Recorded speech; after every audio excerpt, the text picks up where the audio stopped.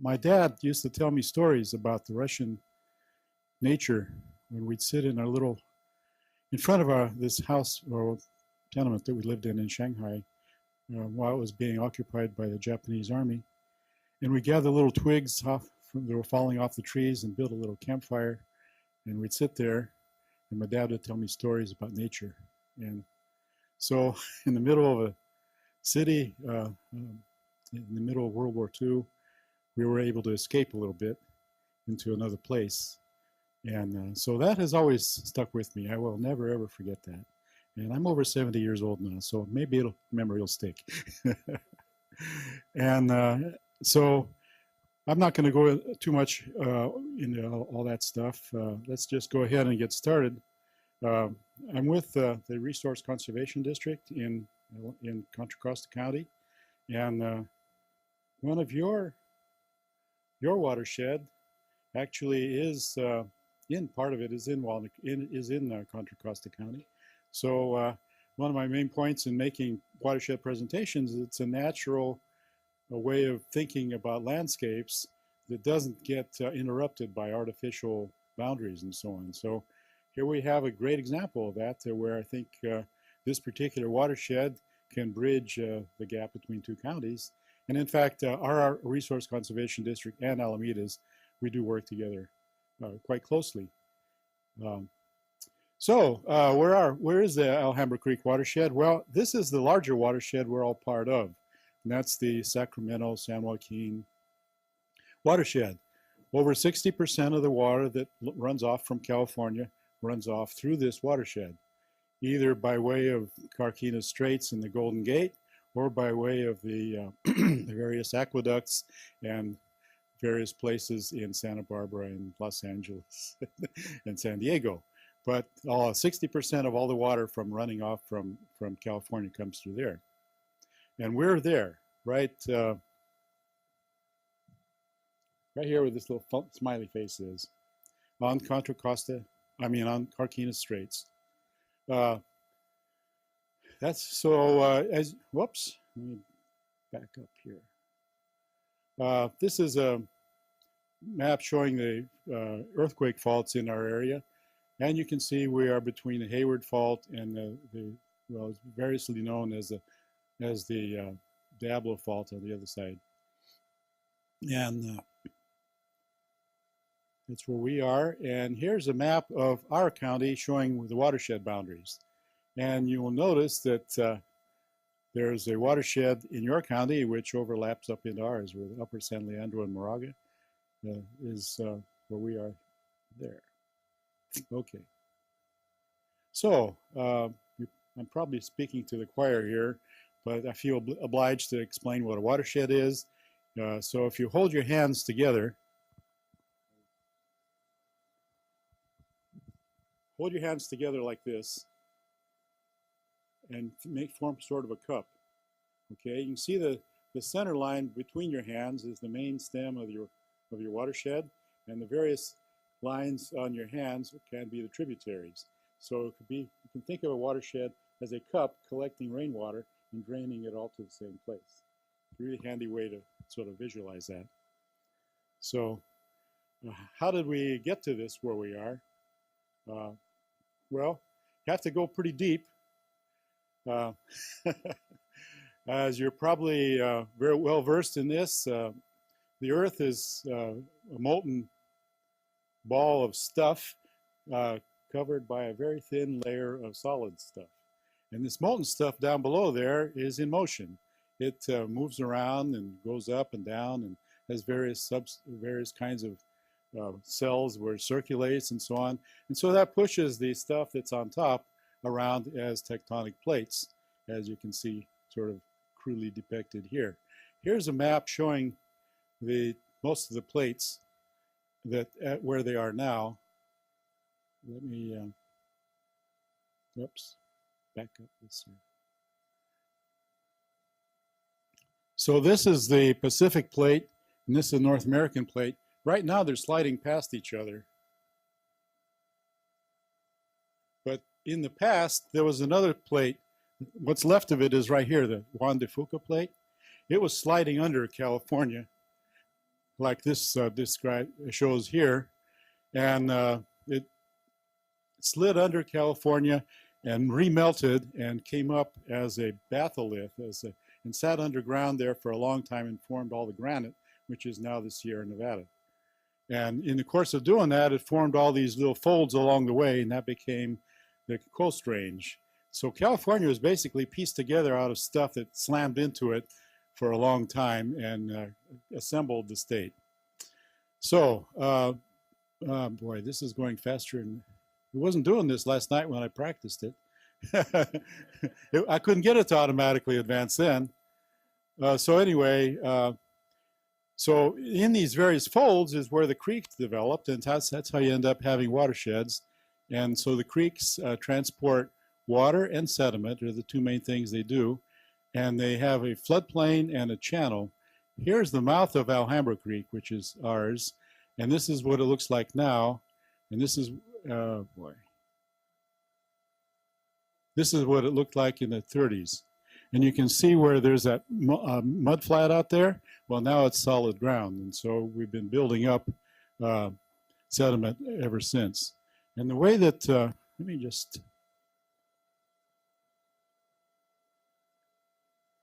whoops, that didn't work out.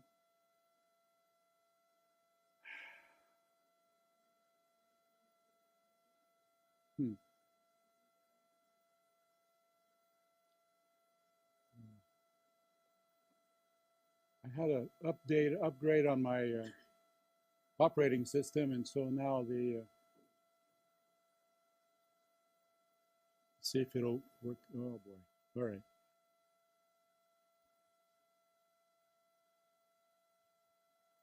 Fast forward through all these. It the old software doesn't work on the new operating system. So here's a map of the Alhambra Creek watershed, and if it'll hold still for me. This is Alhambra Creek here. This is Franklin Creek, which is the one that you see when you drive out Highway 4. And the city of Walnut Creek is about here.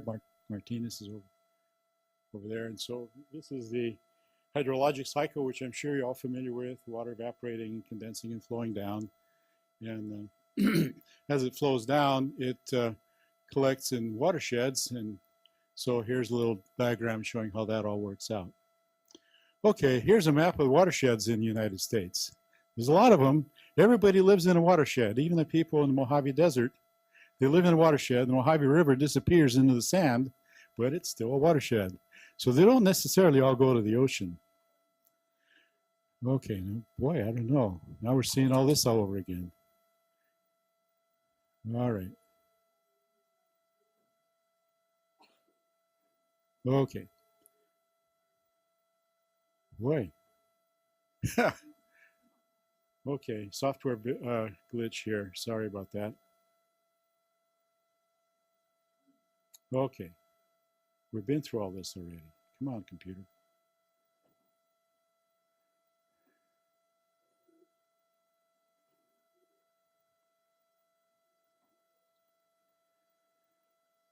All right. So here's a picture of a landslide in Franklin Canyon. And so that generates some of the sediment that gets transported. And the creeks need to have a floodplain and a channel. And I've got a diagram here in a minute that will show you that. Here we go.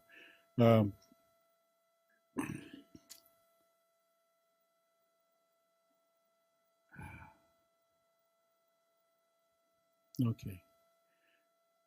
I apologize. This is not what the way it was supposed to be.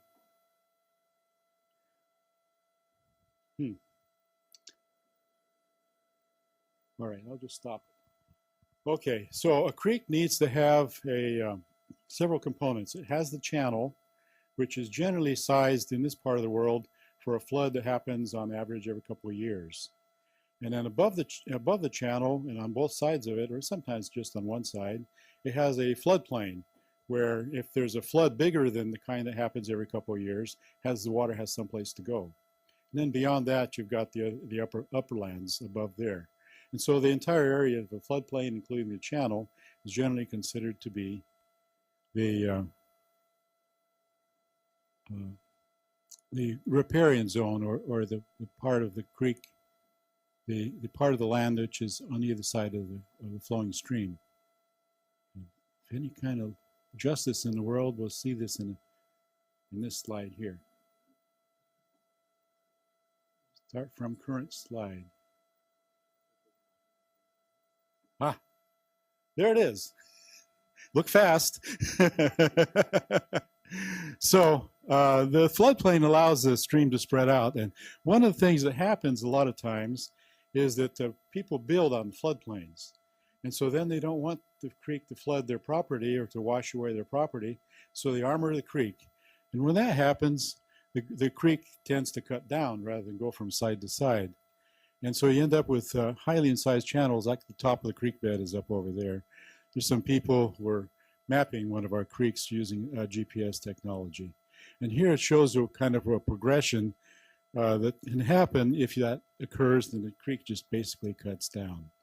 So historically, back in the day, when we had the Ohlone and others here, what we had was pronghorn and elk, and they would do the grazing, and the grizzly bears and wolves and wild mountain lions would prey on them. So the grazers would stay bunched together and eat everything, and then move on.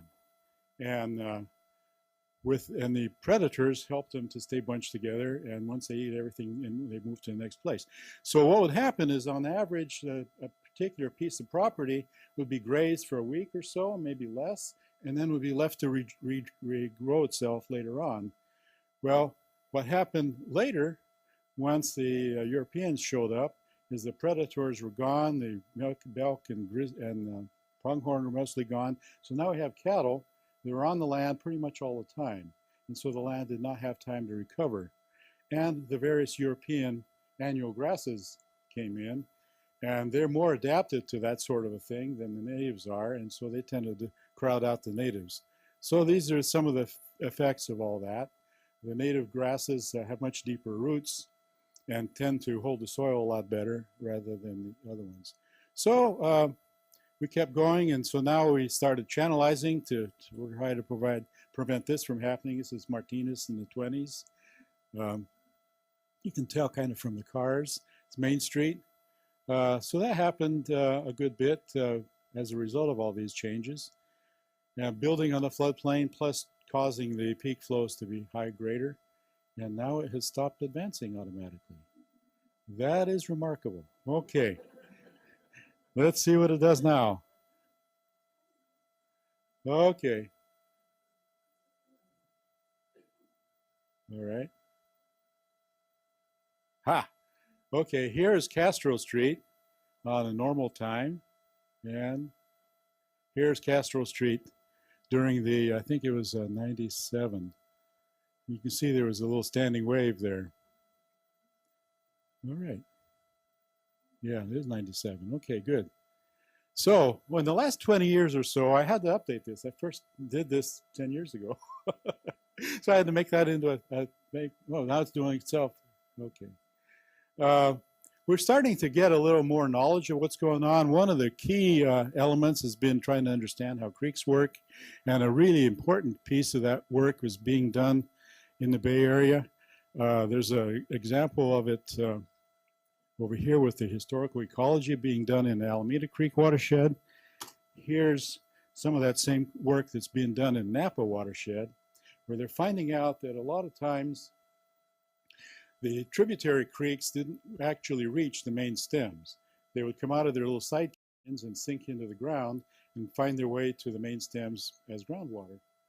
And so this prevented a lot of high peak flows during the storms, and it also provided water in the summertime when there wasn't otherwise water falling from the sky.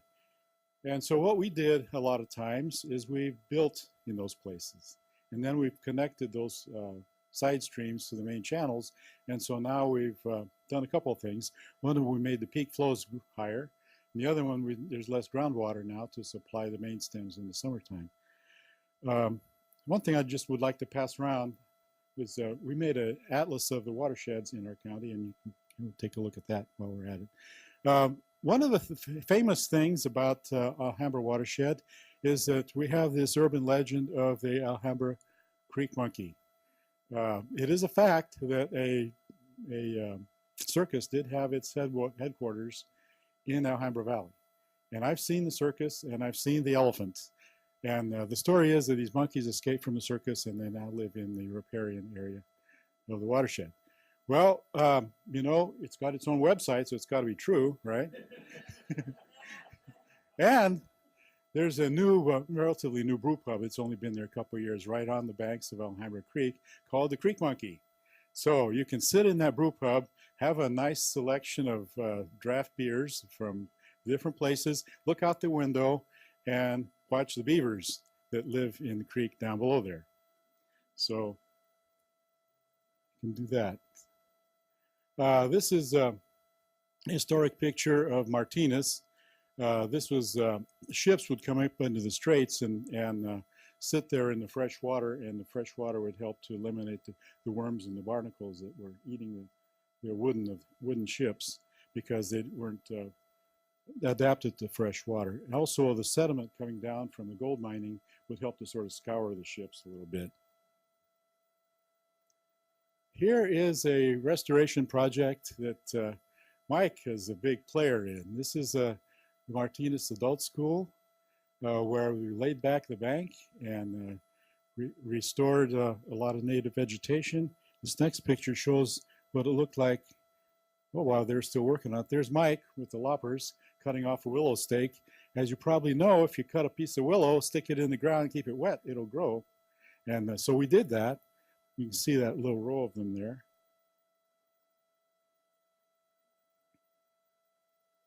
Lots of that going on. All right. And so this is kind of what it looks like. It's actually a lot more overgrown now. This is just a year later. It was already taking off and stabilizing the bank. And in the course of doing that, we had to de-water part of the creek. And so this isolated some fish in some ponds, in some pools. And I think there were 4 of them, Mike, that little guys like that.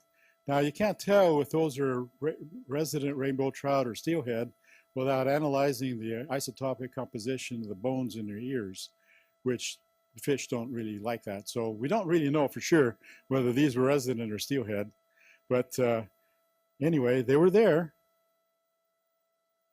And this is a bunch of dignitaries all pitching in to plant an oak tree to commemorate the completion of that particular project.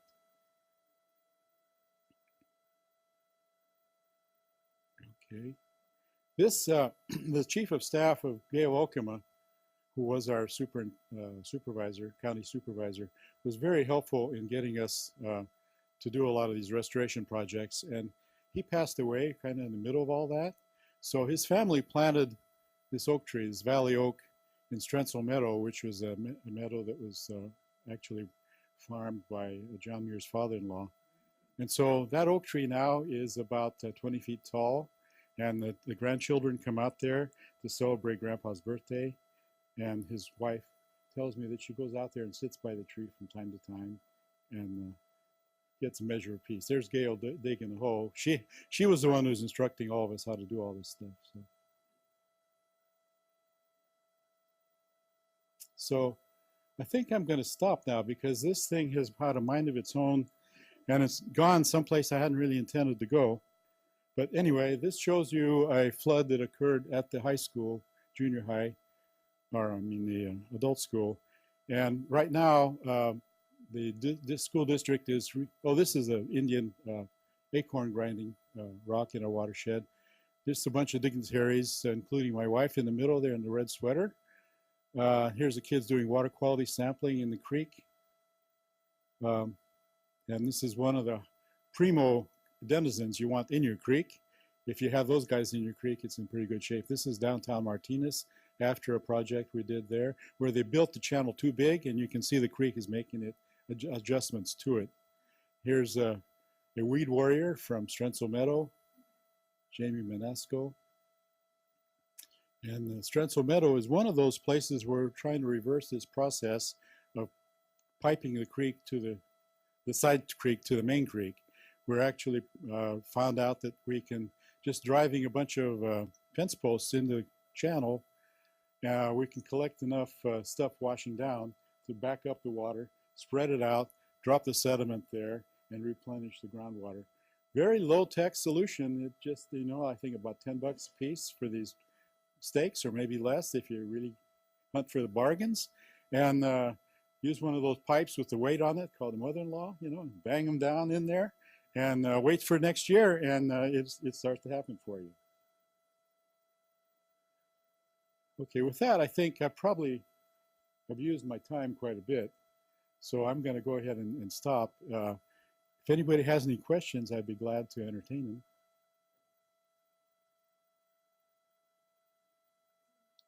Yes?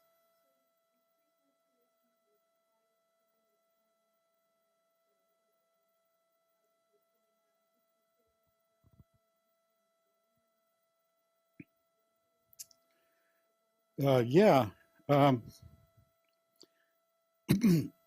This is our watershed, this greenish area. The wetland restoration is down here. This was a mitigation for some Caltrans that was done. Part of the restoration that we did in this part of the creek right here, where it showed you the downtown channel, that was cobbled together. Caltrans money, railroad money for building the railroad station, and some others, where we basically expanded the lower channel to a 100-year floodplain, and the channel through town from about a 1.5 to 2 year flood to about a 20-year flood area. And the part of that was to restore tidal wetlands right here with properly constructed sloughs with the bends and the dips lengths, so that the tidal action keeps it open, so it doesn't fill up with sediment. And let me just show you one more slide here. Whoop.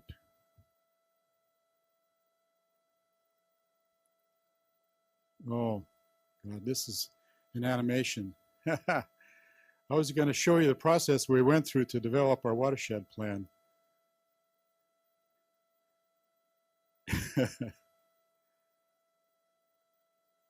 This was originally done in PowerPoint, and now this operating system doesn't support PowerPoint, so I have this other thing that they don't like each other very much. Okay, well, adaptive management. This is what I was talking about with the fence posts earlier. and here you, okay, surprises, we've got them. You can have surprises when you're doing watershed work.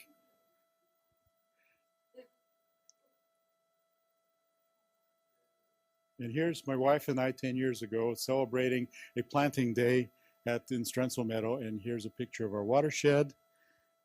And one way or another, we got there.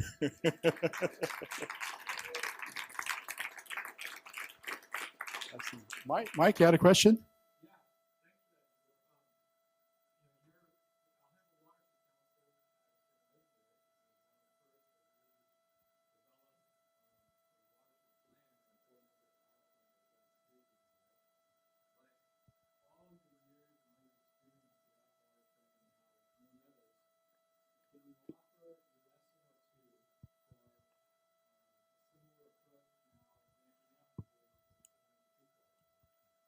Well, okay, thank you for that, Mike.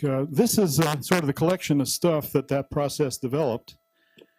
This is a watershed inventory, which is always a good thing to do to figure out what you've got. This is a draft of our watershed plan. Took 3 years. Lots of meetings, lots of rewrites. We had, I think, 25 editors and 1 writer. The writer was me. And this is all the stuff that we turfed up that we thought we didn't want to lose, but we didn't want to make the watershed plan too long, so we had an appendix for it. So I can pass these around if you'd like. Earlier on, I think you saw some of the flow diagram of the process we went through. There's a piece in there where you develop an issue and then you go back and check it through the community and go back and check it through the community. We stayed in that loop a lot. And I think it's very worthwhile to stay in that loop.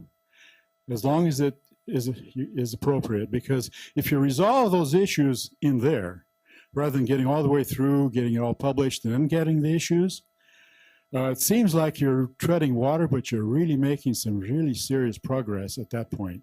So I guess the main thing I would offer is patience, and patience with the public process. And we use what we call the CRIMP process, Coordinated Resource Planning, something or other. And it's based on consensus. And it does have the value of getting everybody on board before you finally finish with your finished product. And we did that. We succeeded eventually in doing that, but it did take 3 years.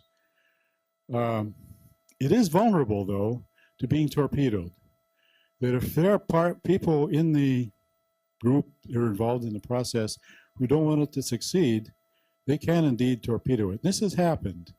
We tried to do the similar process in Marsh Creek, in the eastern part of our county, and it basically got blown away by some people who didn't want it to happen. To their credit, the people in that watershed rebounded from that, and they've gotten a very strong group working in the lower part of the watershed, and they actually ended up building a fish passage fish ladder there. So it's not a fatal thing, but it's it is a vulnerability.